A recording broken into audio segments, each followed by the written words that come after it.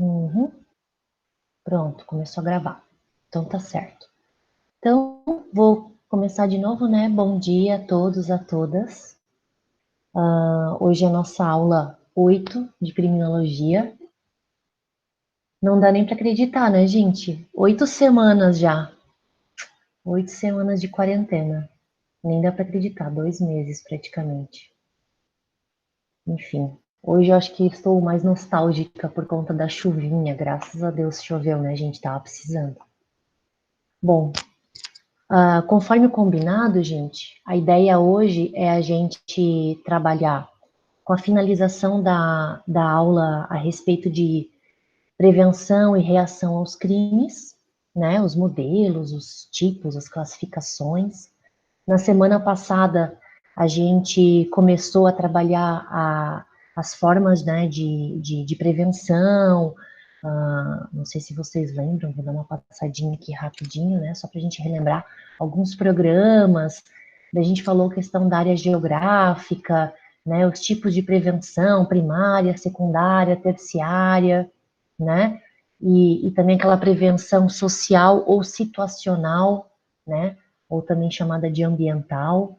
A gente viu bastante a questão de políticas públicas que são criadas, né, para prevenir, então, o cometimento de crimes.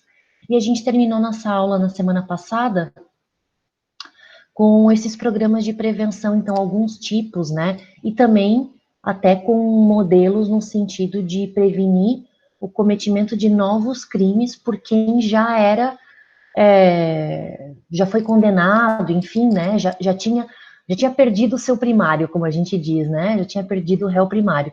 Então, para que não houvesse reincidência, né, a reincidência, então, de novos crimes. E hoje, gente, a gente vai começar, ou então, né, começar essa questão da reação ao crime, mas finalizar a aula a respeito desse conteúdo, né. Tá aparecendo lá para vocês, gente, a apresentação? Só para vocês saberem, para, né, para ajudar. Numa fotinho que tem o meu nome, tá o meu vídeo. E tem um outro que é a apresentação. Se eu não me engano, se vocês abrem a apresentação, fica daí a minha fotinho do lado. Isso, perfeito. O pessoal já tá mais ligado no negócio, né? Então tá bom, que bom. Bom, então, gente, vamos lá. Quanto à questão dos modelos de reação ao crime, a gente tem alguns modelos, né? E vocês vão perceber que esses modelos que a gente vai trabalhar, que é o dissuasório, ressocializador e integrador, que eu vou começar a explicar agora para vocês, ele está bem vinculado a como que cada sistema penal, de como cada sistema judiciário, e isso eu estou falando mesmo do planeta, né? No mundo todo, de como que vai reagir à forma de punição para determinados atos que a gente vai considerar como delito, né? Então, esse primeiro modelo, que é o modelo dissuasório, né? Também conhecido como o modelo retributivo, né?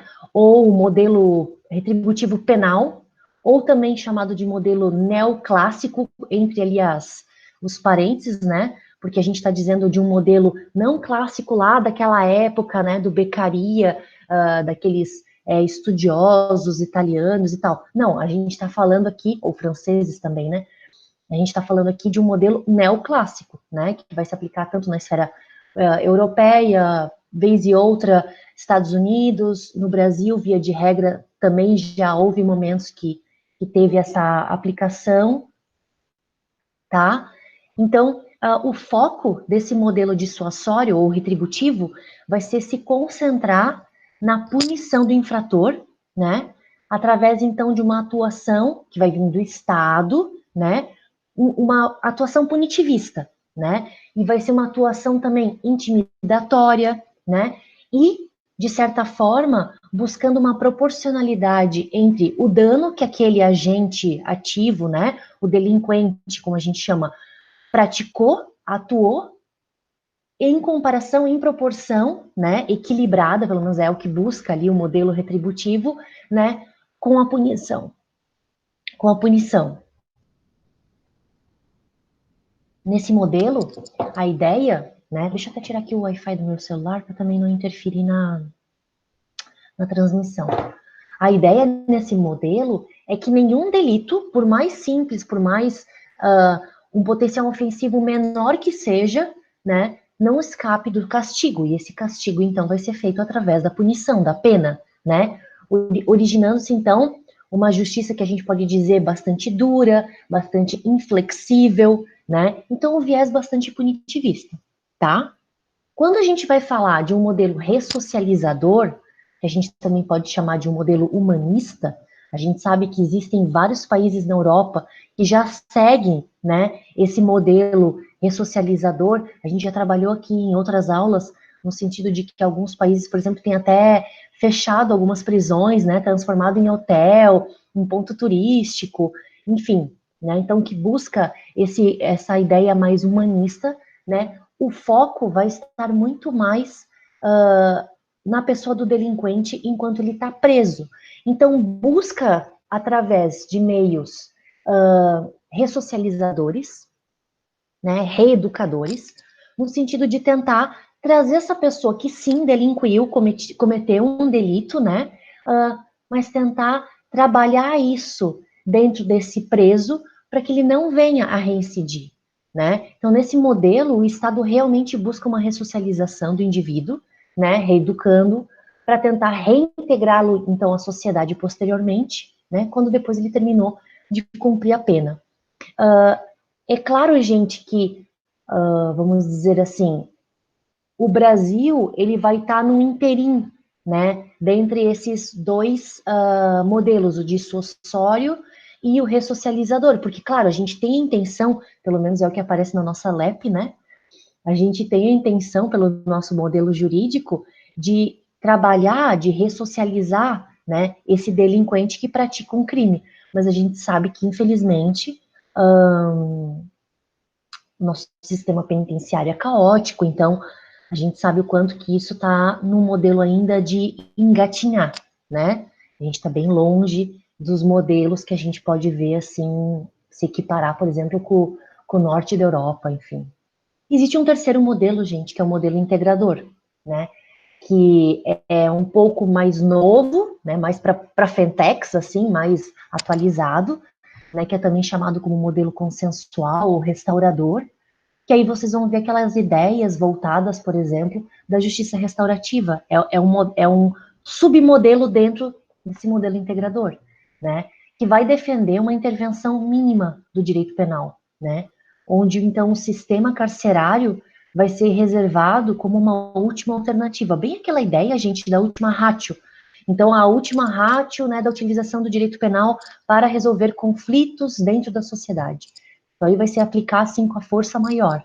Esse modelo, então, vai potencializar, né, o desenvolvimento de métodos alternativos, né, e difundir uma ideia de que são as partes envolvidas nesse conflito, vítima, o infrator, a própria coletividade onde vive esses dois polos, né, que devem se comprometer a achar uma solução, conciliando interesses, para tentar pacificar uma relação ali conturbada por aquele ato delituoso. É claro que às vezes, quando a gente escuta esse tipo de modelo integrador, parece tão utópico, né? Porque se a gente for levar em consideração crimes bárbaros, do tipo homicídios, lesões corporais graves ou gravíssimas, ou crimes, enfim, que mexem com essa ideia assim mesmo da integridade física, ou que mexe com um bem maior que a gente tem, que seria a vida, né? É difícil a gente escutar esse tipo de modelo consensual no sentido de que, coloca para as partes aí se resolverem, né? E vamos ver o que vai dar. Mas é claro, né, gente, aqui é uma questão de um crescimento social, uma estrutura mais equilibrada, né? Em que vai se estudar muito mais até as origens das causas dos crimes, mas não com aquela ideia, gente, das escolas positivistas clássicas, né, aquelas iniciais tal, que vai tentar ver a questão biológica, não nesse sentido, mas do tipo, por que tal pessoa cometeu crime, se tem relação com a família? Não sei se vocês lembram que a gente viu aquele vídeo daquela professora espanhola, que até fiz uma piadinha, né, com o cabelo dela, fui bem preconceituosa da minha parte, Mas é que me chamou a atenção quando eu vi a primeira vez, eu achei até que era, de repente, assim, uma piadinha, enfim, alguém, como é que eu posso dizer? Como é que se fala isso, gente, quando a pessoa usa uma roupa assim para chamar atenção, uma fantasia, enfim, para chamar atenção, né? Mas na verdade não, é o jeito dela e tá tudo certo. Então, até, enfim, me arrependo de ter feito essa piadinha, mas tá lá escrita, já tá gravado, né? Mas enfim, essa professora espanhola, ela trabalha sobre essa questão, né, das causas, né, das origens, dos porquês dos cometimentos dos crimes, né, das classificações, então, de quem são as vítimas, né, desses crimes, até mesmo esses crimes mais violentos, que a gente acaba tendo um certo, né, repulso. No Brasil, a gente pode aplicar, então, dizer que existem esse modelo também integrador, de certa forma, por exemplo, nas penas alternativas, na aplicação da transação penal, né, ou na suspensão condicional do processo também, enfim, né, na reparação dos danos que é feito, né, mas não ainda voltado a uma mediação propriamente dita, né? Essa mediação de realmente colocar a vítima e o infrator, o delinquente, enfim, chame como quiser, né? Frente a frente, no sentido de ter uma mediação, né? E de não ter ali o papel de um promotor de justiça ou de um juiz, né? Com poder realmente para julgar ou para absolver, a gente não vê ainda muito assim, né, explícito, pelo menos não na esfera penal. A gente vê isso em outras esferas, né, direito de família, enfim, existem, né, mediações daí um pouco mais voltadas para essa ideia da resolução de conflitos.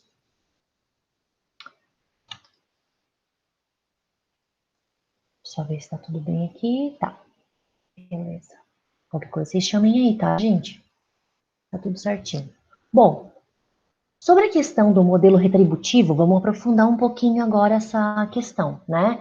Então, a diferença entre o modelo clássico e o modelo neoclássico, como eu dei uma pinceladinha no começo, né? O modelo clássico ele vai concentrar a possível eficácia preventiva do sistema dissuasório em torno da rigidez da pena. Então, bem, gente, é bem aquela ideia de quanto maior a pena que eu vou aplicar ao tipo penal, o modelo retributivo clássico vai entender que com isso eu vou prevenir o cometimento de crimes, né? Além de tratar o processo de motivação e a prática do delito, enfim, de forma estática, não considerando outras características peculiares de cada infrator.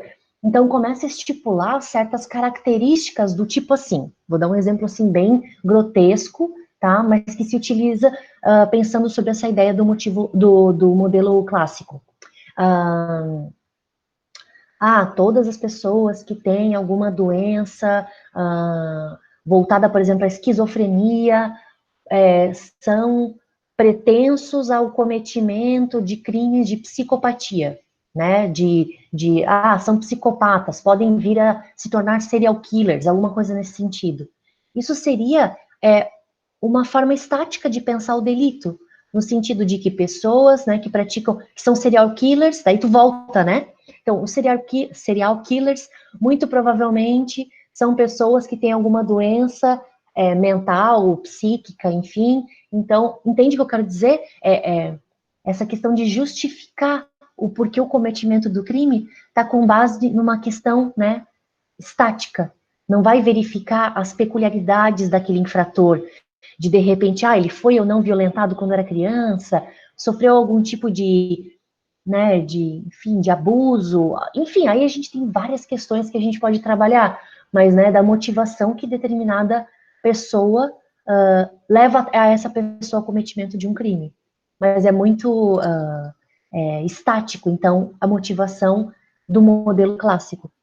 Por sua vez, já o modelo neoclássico concentra-se no funcionamento do sistema legal, né? Na forma como ele é percebido pelo infrator, um infrator potencial, né? Numa ideia ali de ainda não cometer o crime, né? De modo que um sistema rígido e implacável seria então apto para dissuadir o potencial criminoso. Não sei se vocês lembram, mas a gente falou um pouquinho sobre isso na aula passada, nessa ideia de dissuadir, né, dissuasão do criminoso. Então, de gerar um certo medo, de gerar uma apreensão para aquela pessoa, no sentido de que não, bom, a pena é tão grande, né, no sentido tanto da sanção penal, né, do processo, como na ideia de ir preso e ficar no sistema penitenciário, que eu não vou cometer o crime, né? Essa seria uma das funcionalidades, então, que o sistema vai trazer, no sentido tanto da pena grande, né, de quantidade, de tempo, como a ideia do sistema penal em si. Muito bem. Não faltava razão, então, ao Beccaria, né, gente, como a gente colocou, que é um dos precursores ali da escola clássica, que já sustentava lá, né, no século XVIII, em 1764, quando ele publicou, né, o livro dele, que o decisivo não é a gravidade das penas, mas a rapidez em que são aplicadas. Então, essa ideia do modelo retributivo clássico, né, também preza não só pela questão da gravidade da pena, então no sentido de que, o crime, né, os mais sérios, mais bárbaros, mais violentos têm uma pena maior, mas não adianta só isso. A gente precisa uma rapidez da aplicabilidade dessa lei, né? Então que os processos sejam julgados, analisados, né, o mais rápido possível. Então não o rigor ou a severidade do castigo, senão uma certeza ou infalibilidade, né? Que todos da sociedade ali saibam e comprovem, né? Incluindo então o infrator potencial, que quando se comete um crime, rapidamente isso é, pelo menos, julgado, né? Então dizia o autor que o cometimento do delito implica inevitavelmente na pronta imposição do castigo, que no caso é a pena, né? Que a pena não é um risco a futuro, incerto, né, mas é um mal próximo e certo, inexorável.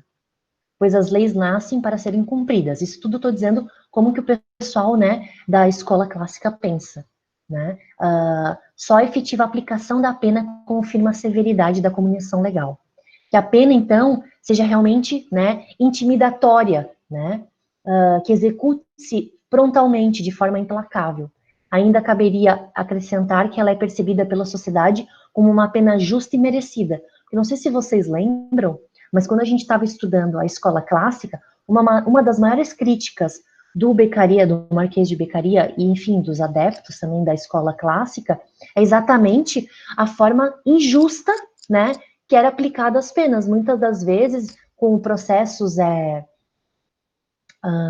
em segredo, né, com uma certa até parcialidade dos julgados. Então, às vezes, a pessoa não sabia nem do que estava sendo julgada, enfim, investigada ou depois condenada.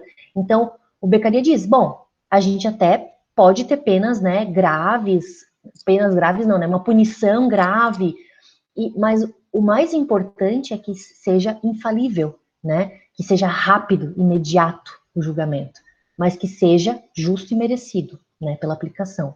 O Jeremy Bentham, gente, que é aquele cara que vai estudar né, do utilitarismo, o panóptico, que depois o Foucault, né, mais lá para frente, na década ali de 70, se apropria dessa ideia do panóptico para se utilizar para as instituições totalizantes, tipo prisão, escola, convento e tal, né? Ele vai dizer que a influência moral dos povos é realizada mediante um castigo aparente que se oferece à imaginação dos homens, quando a pena se descreve ou é executada, sendo a pena real, portanto, uma despesa. Logo, no entendimento do Bentham, é preciso que o mal real seja o menor e o mal aparente um mal maior. Então, o que ele quer dizer? Ele quer dizer que o medo, né, de repente ter que cumprir uma pena em algum lugar, em algum sistema, claro, Jeremy Bentham é bem mais para frente, né, gente, do que o Beccaria, por exemplo. Mas, enfim, o medo que impõe o sistema ali penal, no sentido de que, a partir disso, né, com certeza eu vou ser penalizado. Tem que ser muito maior esse medo do que realmente o mal ali, né, da punição que é aplicada para os cometedores de crimes, né, para os delinquentes. Os críticos, gente, a visão tanto clássica como neoclássica, né, nesse caso, se preocupando mais com a questão do delinquente, vão dizer o seguinte: em desfavor, então, a visão neoclássica, o Jock Young, ele é um norte-americano que estuda, que é um dos precursores da criminologia cultural. Eu acho que daqui umas 2 ou 3 aulas a gente vai falar sobre essa vertente da criminologia crítica, que é bem bacana. Ele afirma, né, que o risco de ser preso é apenas um fator entre muitos outros que determinam a taxa de criminalidade.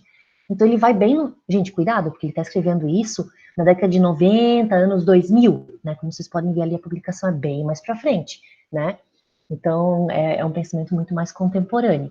Então ele vai dizer que essa ideia do medo que você poderia incutir num delinquente, né? Num suposto futuro delinquente, é somente um dos fatores que vai determinar ou não o cometimento do crime e vai determinar ou não a taxa de criminalidade de determinado local. É imperioso, então, também ressaltar que a ocorrência daquelas cifras ocultas, né? Lembra, gente, que aquela diferença entre a criminalidade real, né, que acontece todos os dias e tal, diferente do que é comunicado realmente para os órgãos de persecução penal, tanto no sentido de registro de boletim de ocorrência, como investigações, como no sentido de ações penais que são ajuizadas né, nos fóruns, enfim, essa diferença é a cifra oculta.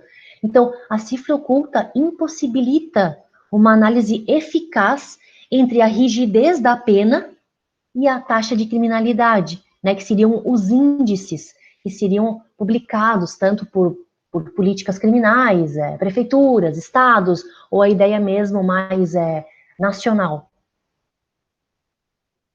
Então, deve-se levar em conta, né, que grande parte das estatísticas elaboradas, tanto, né, em nível municipal, ou mesmo em nível, por exemplo, de bairro, né, uma localidade,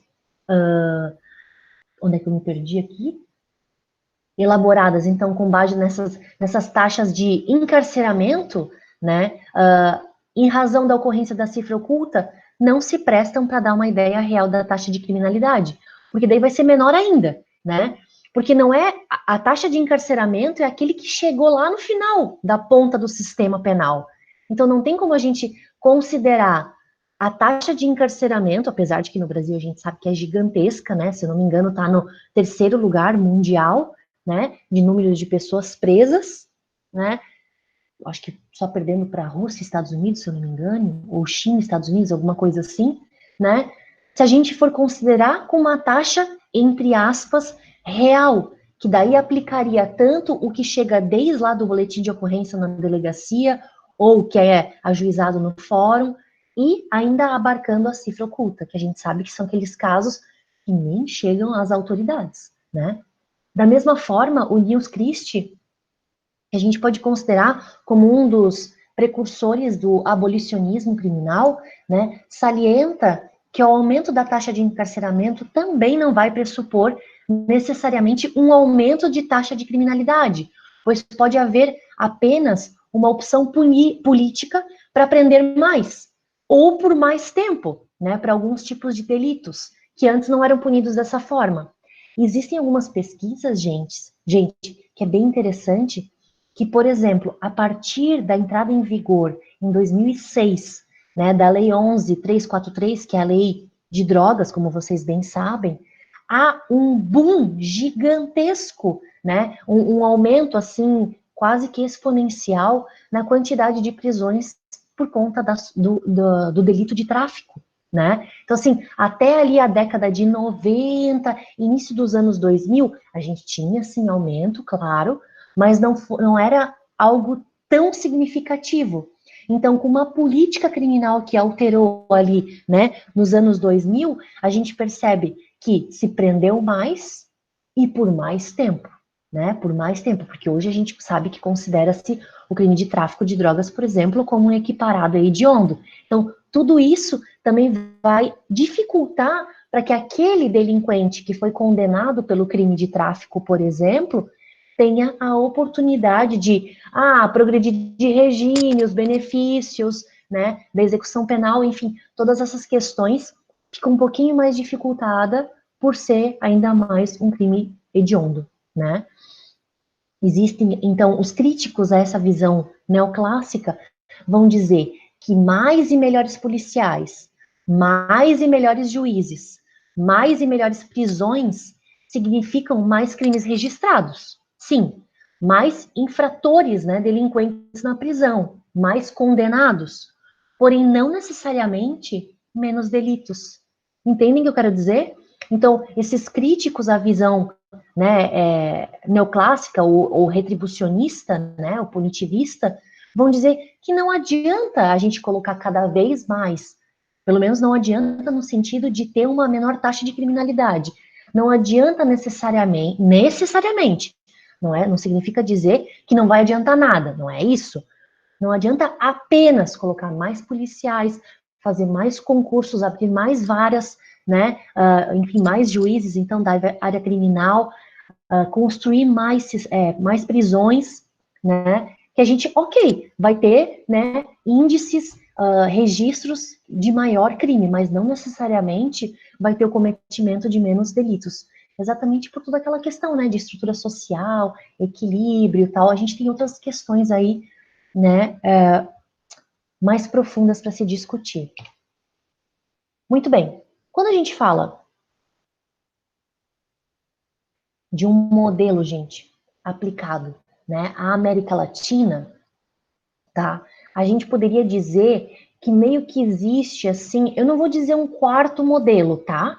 Não seria um quarto modelo, mas seria uma mistura ali dos três, tá? Mas primordialmente a gente poderia dizer que hoje, né, contemporaneamente, na América Latina, a gente teria esse modelo de segurança cidadã que eles chamam, tá? Que os doutrinadores chamam, né, os criminólogos, no sentido de ter uma base num populismo penal vingativo. Então, é um discurso que a gente percebe nas políticas públicas gerais, tá? No sentido de que o crime só vai ser vencido com maior repressão, com penas cada vez mais duras, né? E muitas das vezes isso é um atendimento às demandas vingativas, entre aspas, da sociedade, no sentido de que a gente tem um sentimento, uma sensação de impunidade, né? Acontecem crimes, acontecem delitos, a gente tem a sensação de impunidade, então a gente reclama isso para os nossos políticos de forma geral, né? Até mesmo numa visão não só política no sentido do poder legislativo e executivo, mas até mesmo numa ideia de buscar isso também no judiciário, né? Então a gente poderia colocar a ideia de juízes mais punitivistas, uma busca de juízes ou um pedido de juízes mais punitivistas, né? No sentido de ter essa visão, né, vingativa da sociedade. Cometeu crime, então tem que ser encarcerado, né? Penas mais duras. Então, isso a gente vê especialmente, gente, após ali a década de 90 para frente, tá? Mas isso se aplica ainda hoje, né? Se aplica, então, em toda a América Latina, com exceção da Nicarágua, que tem um outro sistema. A mídia a gente pode considerar como um epicentro, né, desse terremoto que a gente chama como uma demanda vingativa da sociedade, que de certa forma vem atender, né, essa demanda, essa massa, essa massificação de busca por uma vingança, né? É bem essa ideia assim desses tanto jornais como alguns programas, ou às vezes algumas pessoas mesmo de forma individualizada, que a partir da mídia, tanto jornalística como até mesmo mídias sociais, gente, né? Então por isso que eu falei também pessoas, acabam disseminando, né, essa ideia, né, de maior repressão de penas mais duras para poder acabar e reprimir o crime, né? Esse modelo, ele não se preocupa muito, gente, com a ideia da prevenção, né? Ele não foca também muito nos grandes empresários e grandes políticos que cometem crimes. Eles acabam ficando um pouco jogados para o lado, né? Então, a preocupação é muito mais nesse público que a gente chama que é a clientela penal, né? Então, é um modelo que a gente também pode dizer como de grande reação midiática, né? Tranquilo até aqui, gente? Estão conseguindo compreender? Tá tudo certo? Posso ir adiante? Agora a gente vai entrar nessa ideia da prevenção geral, negativa, positiva, especial, que eu lembro que vocês devem ter visto isso, acho que talvez em direito penal, bem na parte geral. Vocês lembram, gente, dessas temáticas? Prevenção geral, especial, positiva, negativa? Vocês já viram isso, gente, ou não lembram de ter visto isso? Vocês podem me dizer alguma coisa, me dar um feedback? Se viram alguma coisa? Não, ninguém viu nada. Então eu vou entender que vocês nunca viram isso, essa questão de prevenção geral e especial do direito penal. Não lembra, Maria? Tá. Mas normalmente, os professores, estou falando isso de forma geral, né? Acredito eu que os professores da nossa faculdade também tenham levado isso, porque a gente conversa, às vezes acaba sobre isso. Normalmente, quando a gente começa as aulas de direito penal, às vezes processo penal também, se estuda essas classificações de prevenção dos crimes, né? É bem aquela ideia de que como que cada estado vai prevenir, né? Vai fazer uma reação no sentido de que não se cometa crimes, né? Então, tanto é no foco social, ou seja, na coletividade, como pode ser um foco mais individual. Aí a gente vai ver essas duas visões. E eu acho que, gente, essa parte aqui da prevenção geral especial é uma das partes mais importantes dessa aula 7-8. Porque, normalmente, quando cai em concurso, em provas, nessas coisas, eles cobram muito essa questão da prevenção geral e especial, de como que os estados fazem, então, essa prevenção de crime, tá? Então, deixa eu só organizar aqui no PowerPoint. A gente já está quase terminando a aula. Essa aula eu imaginei que não fosse tão comprida como as outras. Mas tudo bem. Vamos, né, fechar normal essa aula 8. Semana que vem a gente fala sobre outra temática que já está desenvolvido. Bom, gente, a prevenção geral, então, do crime, né, de como que a sociedade, o sistema punitivo, né, o sistema penal, até político, né, como que as políticas públicas são desenvolvidas dentro de determinada localidade, vai se utilizar, então, de diferentes formas de prevenção. A prevenção geral, então vai ter um foco mais na sociedade, ela vai ser dividida em positiva e negativa. Vocês vão ver que a prevenção especial, quando é mais voltada no indivíduo, também vai ter a positiva e negativa. Então, cuidado para não confundir. Então, a geral é essa ideia de sociedade, né? Dá até para entender, né? Geral, quando é especial, voltado para o indivíduo. Tá. Muito bem. Prevenção geral, então. Positiva, também chamada, gente, de integradora, né? Vai tentar reforçar a confiança no sistema social e no sistema penal. A pena ela é aplicada para restabelecer a credibilidade dos destinatários da norma. Né? Vai trazer essa certeza de que com a violação da lei, da norma, vai ter a punição. Então, a ideia da prevenção geral positiva é esse caráter educativo, tá? Terminei aqui a conceituação. Eu vou para a negativa e depois a gente vê as diferenças, tá? Ou então, enfim, agora vendo a negativa, a gente já vai ver a ideia da diferença. Prevenção geral negativa. Vai ter um caráter, gente, intimidatório da pena, né? Busca desestimular a prática dos delitos, né? Não vai levar em conta a culpa do agente. Busca instituir penas severas, às vezes até mesmo desproporcionais. Então, assim, não significa dizer, gente, que um determinado estado vai aplicar uma prevenção geral ou positiva ou negativa. Pode acontecer que determinados estados misturem as duas formas de prevenção, tá?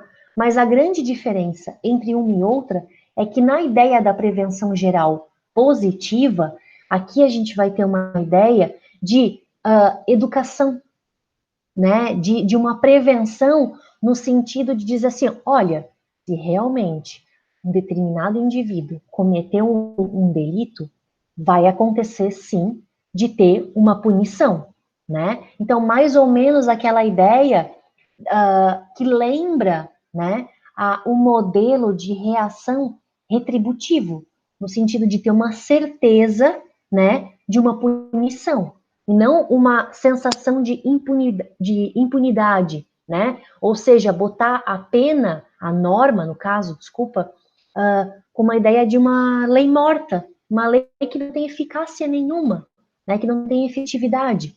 Não, aqui a gente está falando de reforçar essa ideia, de acreditar, né? Olha, na minha cidade cometeu crime, vai responder processo. Pode ser que venha a ser condenado. Então, assim, uma certeza no sistema, tanto social como penal. Mas, como eu falei para vocês, gente, numa ideia mais integradora, né, de educação. Então, não pensa só na punição, mas também na educação, né? Então, tanto essa ideia de não prevenir as reincidências e tal. Do lado negativo, geral, a ideia é simplesmente intimidar, né? A ideia aqui é buscar a desestimulação da prática delitiva.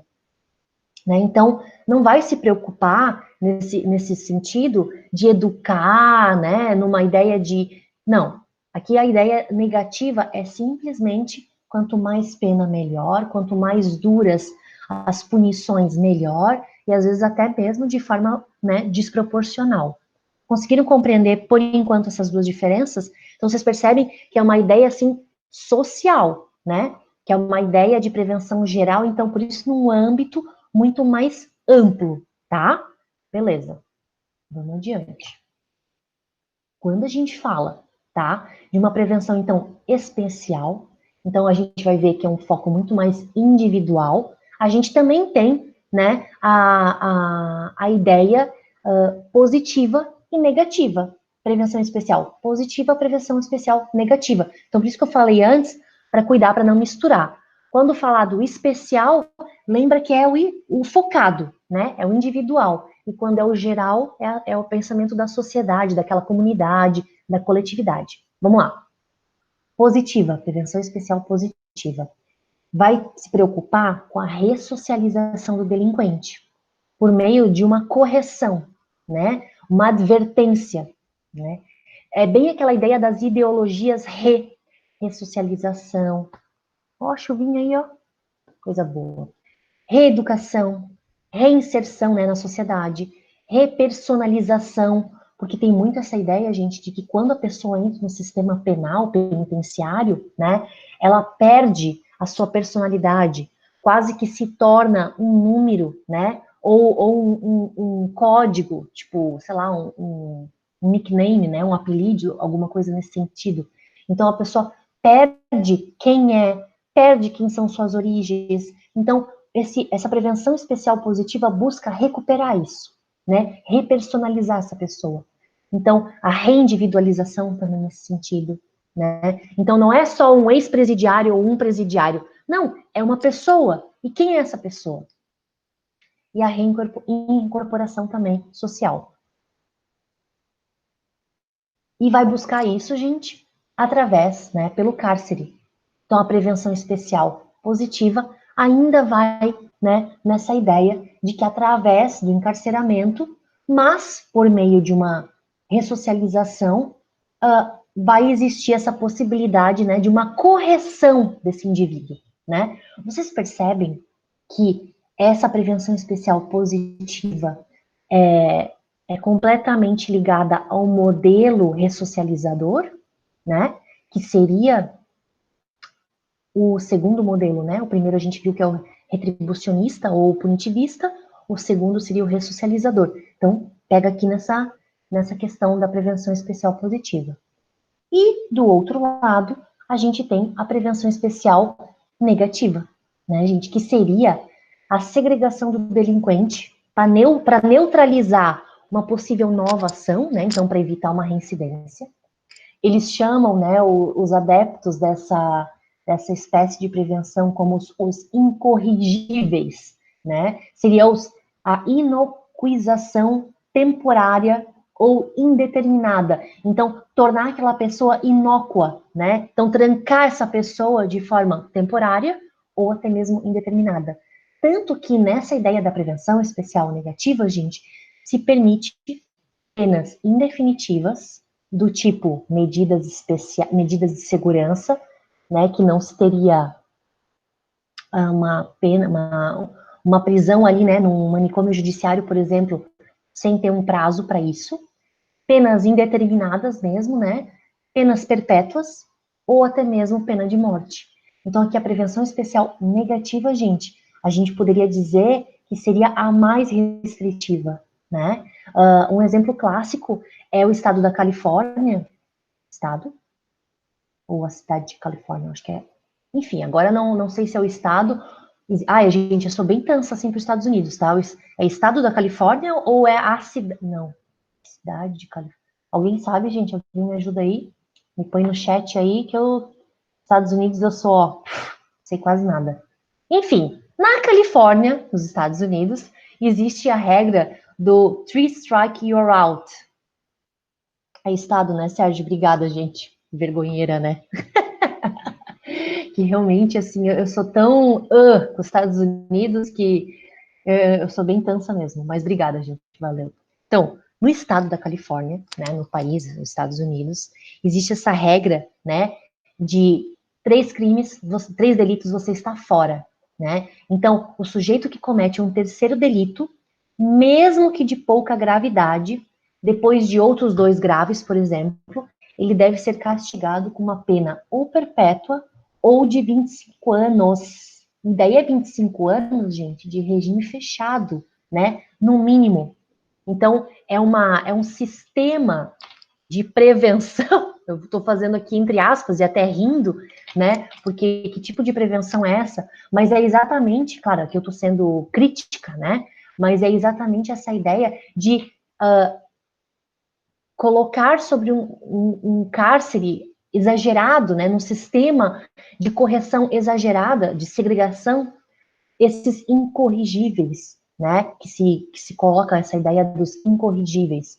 Então, tornar essa pessoa inócua, né? De forma, assim, quase que por tempo indeterminado, né? A gente sabe que ainda nos Estados Unidos existem, sim, alguns estados que aceitam a pena de morte, por exemplo. Né? A gente sabe também que no lado oriental, em alguns países também, né, do Oriente Médio, enfim, existem também essa aplicação ainda da pena de morte para determinados crimes, que seria então exatamente isso, é uma aplicação de prevenção individual, então por isso especial negativa, desses incorrigíveis, né, então, que pela quantidade de cometimento de crimes, pela gravidade do crimes, se entende, então, como incorrigíveis. O von Lintz, gente, já em 1882, essa ideia de prevenção especial e geral, gente, já é super antiga, tá? É desde o século XIX já que se discute essas questões, do tipo, como prevenir crimes, né? Temos delitos, como que a gente faz para preveni-los? Então, isso já é discutido já há bastante tempo. Antes das escolas críticas, já desde a escola clássica já trabalhava também com isso, né? Tanto que a gente citou ali o Beccaria quando ele fala da questão de que as leis, né, as normas tinham que ter uma aplicação, o processo tinha que ser rápido, né? Para exatamente prevenir, né, novos cometimentos de crimes. Mas o von Lintz, então, é um doutrinador, um criminólogo, que vai intitular essas prevenções especiais como teorias relativas e finalistas. Por quê? Porque seriam teorias no sentido de que vai se preocupar apenas com o indivíduo em si e não com uma sociedade de forma, né, mais coletiva, então. Então, tem não só o von Lintz, tá, mas existem outros criminólogos que, ao invés de utilizar essa ideia da prevenção especial, utiliza-se da expressão teorias relativas da pena. Talvez vocês já tenham visto expressões do tipo teoria absolutas da pena, teorias relativas da pena, teorias mistas da pena. Talvez você já tenha visto isso, sim. Acredito que talvez alguns professores de direito penal tratam as teorias das penas a partir desses nomes e não das prevenções especiais ou gerais. Vocês já viram isso, gente? Teoria absoluta da pena, teoria relativa e teoria mista? Acho que talvez vocês já tenham visto. Enfim, acredito que sim. Em teoria finalista, exatamente porque trabalha, né, com essa ideia de qual é a finalidade da aplicação da pena dentro daquele sistema, né? Qual que é a finalidade? Reeducar, ressocializar, apenas punir, vingança, né? Então a gente começa a trabalhar com essa ideia. Vamos adiante um pouquinho. Tudo bem, gente? Ficou tranquila essa ideia da prevenção geral especial? Acho que deu para esclarecer legal, né? Então, eu trouxe aqui para vocês, só para vocês relembrarem, talvez, ou então ver pela primeira vez, né, essas subdivisões. E eu confesso que eu acho uma loucura isso, né? Como que a criminologia, não que o direito penal não tenha isso, né? Com certeza tem, tanto que eu botei ali para vocês, né? Mas como a criminologia tem essa questão de múltiplas classificações, múltiplas escolas, múltiplas teorias, eu acho isso bem difícil, assim, acho bem complexo, né? Eu sou daquelas, assim, bem pragmática, que gosta de colocar dentro das suas caixinhas, né? Ah, então tal pessoa é determinada, né? É determinada teoria, mas daqui a pouco tu vê que não, que às vezes a pessoa estuda outras teorias.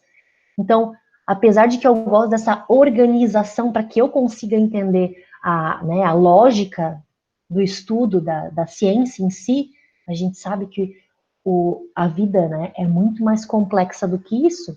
E aí, às vezes, um doutrinador vai estudar uma vertente, mas também pincela em outro. Então, só para falar para vocês isso, que é normal essa miscelânea, né, essas dúvidas dessas complexidades. Bom, então as teorias das penas, gente, ou que legitimam a aplicação da pena, né, de punir, como punir no direito penal, como eu falei para vocês, a gente poderia subdividir, assim, mais ou menos nessas três perspectivas, absolutas, relativas e mistas, de forma geral. Mas existem outras subvertentes. Então, dentro da teoria absoluta, ou também chamada de retributiva, né, ou, como a gente viu lá no modelo anterior, dissuasório, né, também é essa mesma ideia, tá, gente?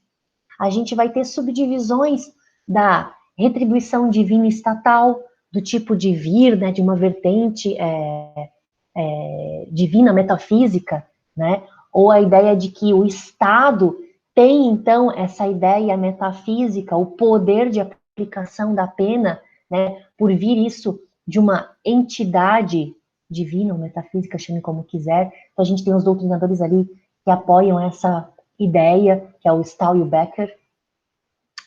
Uma retribuição moral, então, para dar uma resposta para a sociedade, né? O Immanuel Kant, lá desde, né, filósofo, ele é alemão?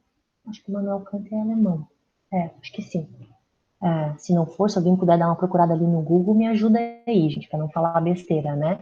Mas então ele vai ter essa ideia de por que, então, aplicar, né, uma punição, vai ser uma retribuição, então, moral, né, pela atitude da pessoa.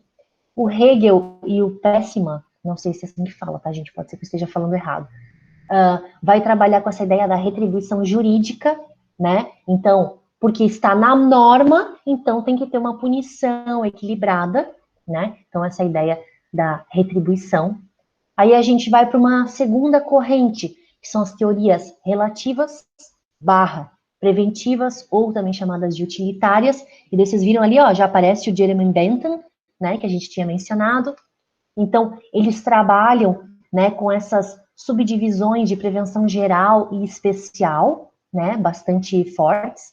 Por exemplo, o Feuerbach, o Jeremy Bentham, o Wetzel, o Günther Jacobs, o Niklas Luhmann, o Jacobs, ele é alemão, e ele trabalha, gente, até botei um asterisco, não sei se vocês estão conseguindo ver legal ali, que ele escreveu aquele livro do direito penal do inimigo, que embasou bastante as ações nazistas, né, na época ali entre o início da Segunda Guerra e a Segunda Guerra Mundial, né, o direito penal, então, não do fato, mas o direito penal do inimigo. Acredito que vocês já devem ter estudado isso, né, um professor que eu sei que fala bastante sobre isso é o professor Ruben, né? Então, o Jacobs, ele fala muito sobre essa questão Ele foi influenciado bastante pela teoria da anomia, que a gente já viu lá nas aulas passadas, né, do Merton e do Emile Durkheim. Bom, o Luhmann também, então, vai trabalhar com essa vertente eticizante, então é bem essa ideia da ética, né, gente? Ou uma vertente, não, desculpa, ele vai trabalhar com uma vertente sistêmica, perdão, a vertente eticizante vai ser pelo Wetzel, né? Então, o Jacobs, né, que é alemão, né? O Luhmann, o Amelung e o Otto são 4 doutrinadores, criminólogos, que vão trabalhar com uma vertente mais sistêmica, né? Então, não vai se preocupar tanto com a ética da ação de punir. Aqui eles vão estar mais preocupados com uma ideia sistêmica. Tanto que, para vocês terem uma ideia, por que o Jacobs ele vai trabalhar com essa ideia do direito penal do inimigo? Porque ele vai colocar algumas características. Tá tudo bem? Tá gravando? Tá aparecendo um negocinho aqui para mim? Não, tudo certo. Ele vai trabalhar com determinadas até características biologizantes do tipo, quem é o inimigo do Estado? Ah, é o judeu.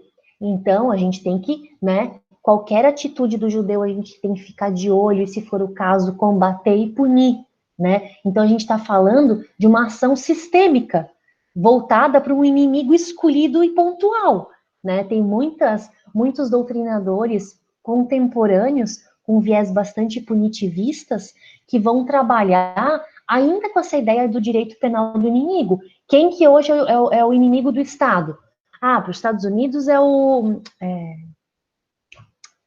como é que é, gente? Não, traficante. Traficante aqui mais para o Brasil. O terrorista, né? A ideia do terrorista. Né? Quem é o terrorista? Ah, ele é islâmico.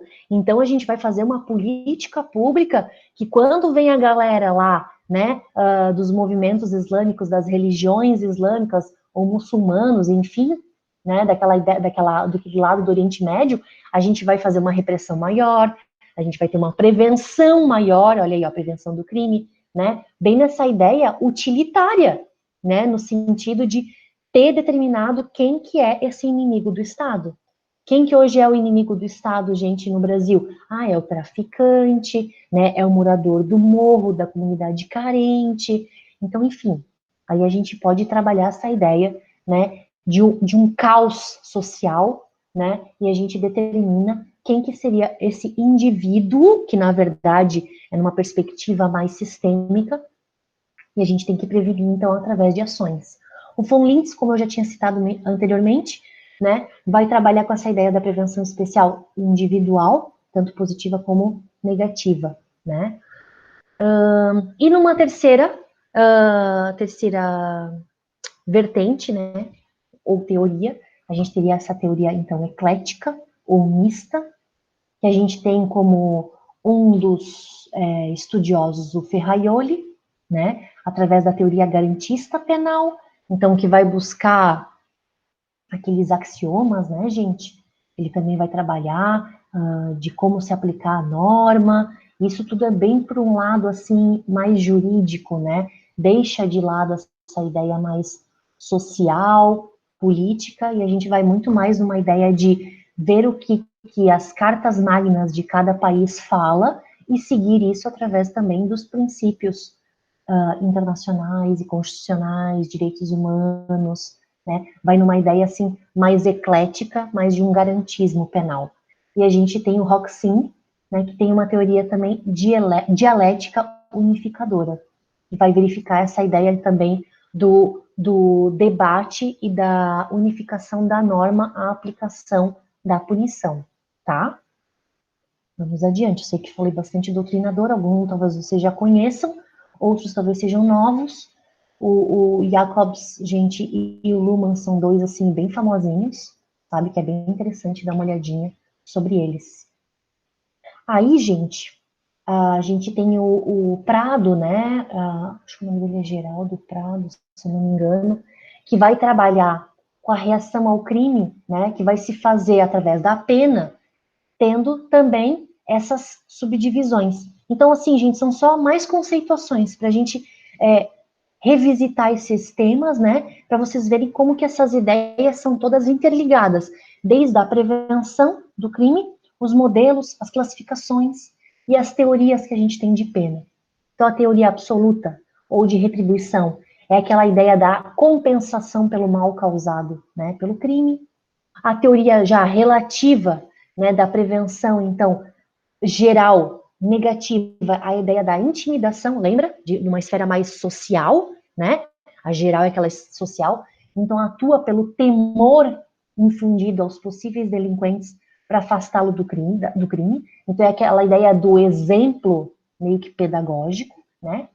E a prevenção relativa especial, né? Positiva, a ideia da ressocialização. Lembra dos modelos né? Ressocialização, reindividualização, repersonalização, reeducação, reinserção social, né? Então, através de uma correção desse apenado, tá? E por último, mas não menos importante, a gente tem a reação ao crime através dessa teoria agnóstica da pena, que o Nilo Batista e o Eugênio Zaffaroni vão trabalhar, né? Que vai ser totalmente, gente, crítico à utilização da prisão. Eles vão dizer que a pena de prisão não intimida, não ressocializa, né? Sua única função vai ser de retribuição, né? De tentar retribuir o mal, compensar o mal causado. A pena não vai, né, impedir a prisão também, né? Não vai impedir, não vai dissuadir e nem inibir o crime. Os autores, então, o Nilo Batista e o Zaffaroni, defendem outras formas, outros modos de reação ao crime, né? Outras reações ao crime no e ou para além do sistema de justiça criminal. Então, vocês lembram, gente, que a gente falou no início da aula do modelo restaurador? Né, um modelo bem no sentido mais, não é humanitário é o segundo, né? É bem nessa ideia de restauração, bem nessa ideia do modelo de mediação, né? Então, reparação, restauração, o modelo terapêutico, conciliação. Então, eles buscam outras formas, eles são totalmente críticos, e por isso que é agnóstico, é no sentido de duvidar, né, e de suplantar a ideia da punição através da prisão, né? É uma ideia muito mais ampla, muito mais abrangente do que simplesmente houve o cometimento do crime, isso foi comprovado, vem a condenação, punição através da prisão. Não, eles querem quebrar isso, né? Através de outras reações. Né? Eles dão algumas sugestões. Bom, gente, acabamos. Deixa eu terminar aqui, né? Acabamos, então, a nossa aulinha a respeito da reação e prevenção dos crimes, tá? Essa aula não tem nenhuma atividade para vocês fazerem contando nota. Hoje eu adicionei lá no Classroom um artigo de uma revista de criminologia e política criminal que fala um pouco sobre uma mistura de reação ao crime e abolicionismo penal, vingança e garantismo, que a gente já deu hoje uma pinceladinha. Semana que vem, que seria a nossa aula 9, a gente vai falar sobre isso, gente. Sobre abolicionismo criminal, garantismo, movimento, lei e ordem, tá? Então a gente vai falar sobre essas 3 perspectivas que são bem legais e são bem atuais, assim, bem contemporâneas, e a gente continua a nossa temática. Então semana que vem, aí depois da aula eu passo para vocês qual vai ser a atividade, tá? A gente vai fazer ou um mapa mental, uma resenhazinha curta de uma página, alguma coisa assim pequena, tá? Não se preocupem, não vai ser nenhum formulário, por enquanto, do Google, que, né, deu bastante confusão, mas a gente pode fazer isso mais para frente, agora a gente já sabe como que funciona, né? Não vai ter problema de mandar, não ficar registrado. Tá bom, gente? Tudo bem? Alguma dúvida? Tranquilo? Podemos encerrar, então, a aula por aqui? Hoje ficou bem tranquilo. Ah, tem o Sérgio que perguntou alguma coisa. Kant, da Prússia, morreu em 1804, quando o mundo ainda não tinha outra divisão. Ah, é verdade, Sérgio tem razão. Ele não tinha ainda essa ideia da Alemanha e tal, porque essas divisões vieram, né, depois de todas essas guerras e tal. Obrigada. Sim, mas obrigada pelo comentário, tu tem toda a razão. Valeu, gente. Obrigada. Então, a aula hoje foi um pouquinho mais curta, mais tranquilo, né? Ficou ali dentro da 1 hora que a gente normalmente se propõe. Então, uma boa semana para vocês, né? Até semana que vem. Tá bom, gente? Essa semana inteira, né? Sem feriado. Até mais, gente. Vou encerrar aqui, tá? Valeu, boa semana.